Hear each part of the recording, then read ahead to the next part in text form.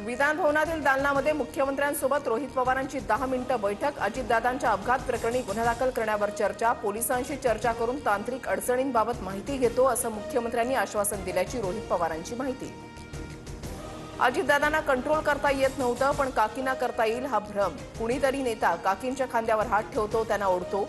स्टेजवर असताना नीट वागा, महाराष्ट्र तुम्हाला बघतोय, रोहित पवारांनी नेत्यांना सुनावलं।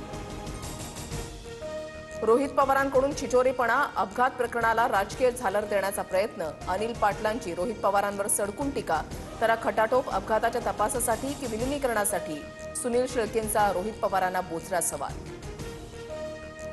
दादांच्या विमान अपघाताला उद्या 1 महिना पूर्ण। एआयबीचा प्राथमिक अहवाल उद्या येणार, सत्य समोर येईल अशी अपेक्षा। रोहित पवारांचं ट्विट, येत्या सोमवारी नवी माहिती आणि धक्कादायक पुरावे मांडणार।